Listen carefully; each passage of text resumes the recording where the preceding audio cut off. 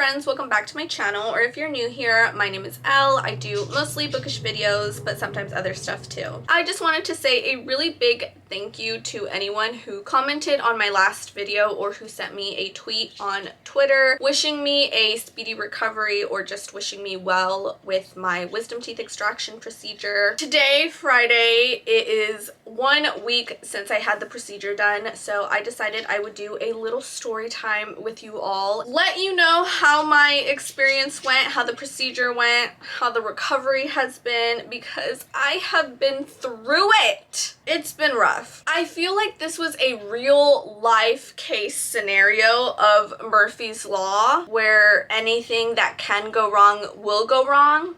And it did go wrong. So grab your snacks, grab a drink, sit down. We're gonna do a story time with Elle. I also apologize if there's a lot of background noise. I am currently in my room, not my filming room at my fiance's house. Like I said, a week ago, I had my wisdom teeth extraction procedure done. I had all 4 of my wisdom teeth extracted, mainly because the way that they were coming in, they were going to screw up the work that my braces had done 2 or 3 years ago. Obviously, I paid a lot of money for my braces and I want to try and conserve as much of the work as possible. So I really wasn't having any pain with my wisdom teeth, a bit of discomfort, but really trying to prevent shifting my teeth was the main reason for getting them out. My appointment was scheduled for 9 in the morning. I don't think we actually got started until 9:30, just because obviously there's a lot of paperwork that needs to be filled out beforehand and insurance and all of that stuff. I feel like I should preface this by saying, first of all, I have absolutely no pain tolerance whatsoever. So if this sounds really dramatic or over the top, it very well could be. I have the pain tolerance of like a newborn. And also, I suffer from anxiety in general, but medical procedures, needles really trigger my anxiety and just put me on edge. My fiance was allowed to go with me into the operating room, or just, you know, the room where I was going to get my wisdom teeth extracted. I'm sure they kicked him out once I passed out. I was very nervous for this procedure, obviously for the reasons that I mentioned, but the one thing that I kept clinging to was I'm going to be unconscious for the majority of my recovery. I'm going to have these heavy-duty prescription pills and I'm going to be knocked out. I'll be fine. I won't feel anything. My fiance told me that that had been his experience. He's had his wisdom teeth removed. He said that the pain medication gave him a headache, but that it did knock him out, and I was like, that's fine. I can handle a headache. No problem. I'll be good to go. So that was kind of my holy grail, or the idea that I was clinging to in order to keep my anxiety in check and just help me get through the procedure. I am going to have pain medication. I am going to be unconscious. I will not feel anything. Prescripted pain medication. And you will understand why I am emphasizing this in a minute. We get back there and the dentist, Dr. Crentist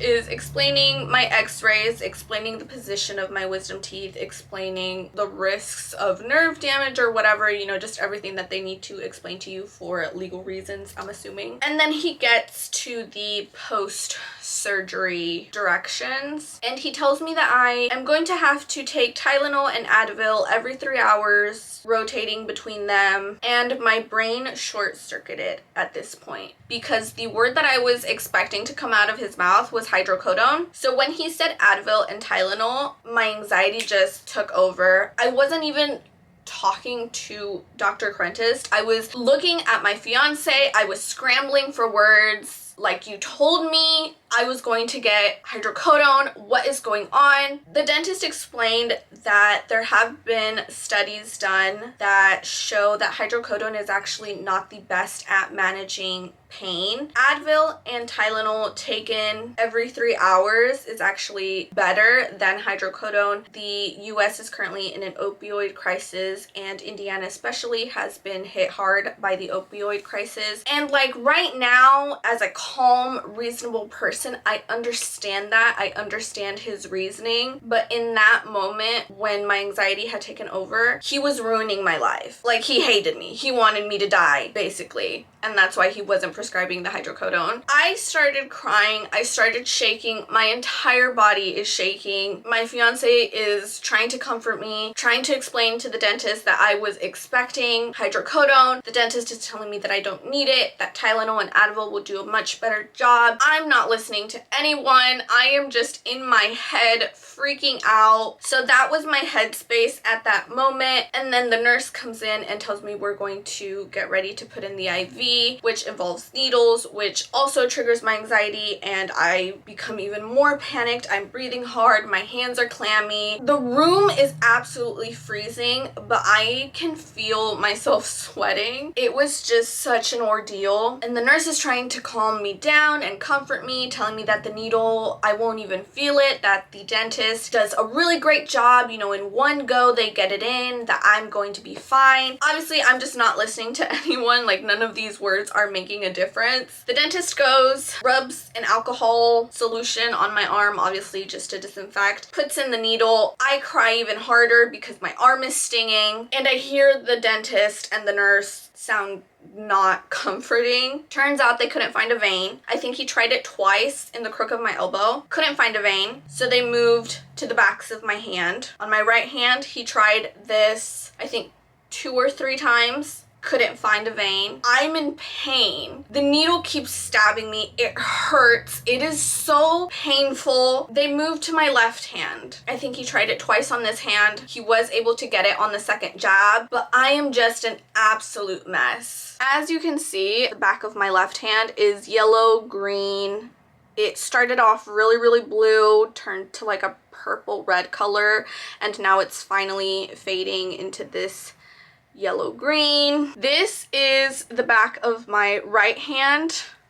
This has still some red in it. Like I said, I think he tried 2 or 3 times to find a vein in this hand, and I have been hit post-surgery, so I'm assuming that just made it a little bit worse. And then the crook of my elbow is basically completely faded. There's like a little bit of yellow green, but other than that, this one is fine. I think he only tried it twice. The last thing I remember is reaching out to my fiance, like reaching out for his hand and telling him to help me. I get real dramatic when I'm crying and in pain. The entire time I'm like begging him to please take me home, that I don't want to go through this anymore. He's trying to tell me that I'm going to be okay. He actually admitted afterwards that even he himself was feeling really squeamish because they kept having to jab this needle into my hands. So that's the last thing I remember. This next part I don't remember, but it's what my fiance told me. When they called him back to pick me up after the procedure was done, he said that I was still crying as I was coming out of the anesthesia. Again, I don't remember this, but he said that I was still crying and that I was apologizing to the staff over and over again, telling them how sorry I was, that I was a bad patient. And I can see that because I am definitely a people pleaser and I hate being a burden to people. I hate being an inconvenience. He said the entire time we were back there, I was apologizing for my behavior and just telling them how sorry I was. Clearly you can tell that it was a traumatic experience for me because coming out of anesthesia I was still crying, whereas you hear these other people have funny stories to tell or they're acting silly, saying random things. That was not the case with me. I went down crying, I woke up crying. Just so that you have an idea of how stressful that was for me. My fiance said that the one silly thing I did, I guess, coming out of anesthesia was that I was trying to get out of the car to go hunt Pokemon. I don't even play Pokemon Go, so I don't know where that came from, but there's that. Oh God, I am such a mess. He said that at this point, the dentist called him over and told him that they were going to give me a one-time fill of the hydrocodone. They didn't give him a reason as to why. I don't know if they felt bad for me because of how many times they jabbed my hand. I don't know if they just felt bad, period, because I'm apologizing to everyone, or if there was some kind of complication with the surgery, or if it was like a tough surgery case and he thought I might be having more pain than usual. I don't know. We don't know what caused him to reconsider, because before the surgery he was very adamant that I was not going to get the hydrocodone. So I don't know what changed his mind. I don't remember the first few hours getting home. I don't remember taking that first dose of the hydrocodone, but I did take one. I know we watched Alice in Wonderland at some point. To me, it seems like a dream. Like, I remember watching it, but it was more like through a fog. When I finally did wake up, that I remember, my fiance fed me some pudding because he wanted to get something into my stomach. As I'm finishing the pudding, I'm starting to feel really, really nauseous, which puts me on edge. One of like my top things that I hate is throwing up. I hate it. I hate it so much. I did end up throwing up, and this was hours after having gotten my stitches done. I pretty violently threw up. We're not sure if it was the anesthetic. My mom thinks it was the anesthesia because she says that other times that I've been put down with anesthesia, I have thrown up. My fiance thinks it was the hydrocodone. It could be both, whatever. Regardless, something made me throw up. So I'm crying and freaking out because I'm throwing up and I hate it. And also because I am overthinking and over worrying that I just blew out my stitches. I just completely ruined my chances of a speedy recovery. I'm thinking dry socket. I don't even know what that is at this point, but I know that's like one thing that the dentist warns you about, is not to get dry socket. I don't know what that is, but I'm worried that I have it. And then I can't rinse out my mouth, right? Because you're not supposed to move your stitches. You're not supposed to aggravate your stitches. I have this disgusting taste in my mouth. I just threw up. I'm a whole mess, like a mess. My stomach finally settles. We're watching more TV. In the night, I throw up again. Just as violently as the first time, just shorter amount of time. I am 100% sure that I have blown my stitches. I'm so paranoid. I keep having my fiance check my mouth every few seconds. He's telling me that everything looks intact. I mean, it is slightly oozing, but that's to be expected, I think. I did not take any more of the hydrocodone, which I think is so ironic because I wanted it so bad, and then I end up only taking one and never touching it again. I did not want to risk throwing up again. I didn't want to risk aggravating my stitches even more. So I just decided that I was going to stick with the Advil and Tylenol. And let me tell you, my friends, as long as you take those puppies every 3 hours, your pain will be manageable. Take it from me, someone who has zero pain tolerance, you do not need the hydrocodone. When Dr. Crentis tries to tell you that Advil and Tylenol are going to do great, trust Dr. Crentis. Tylenol and Advil will do just fine as long as you take it every 3 hours on the dot. Do not miss a dosage, otherwise you will be in pain. I learned that the hard way. My left cheek swelled up so bad. It was like double the size of my right cheek. My mom says that my skin was so stretched, was so taut, that it actually glistened and it was so red from just how absolutely swollen it was. On Wednesday, I did end up going to the dentist's office again, and he told me that I probably developed a hematoma, which sounds really serious, but he says that it should go away on its own. He thinks that it could have been the injections that they also put in. So after you're put down, apparently they put in additional injections, like numbing injections in your mouth,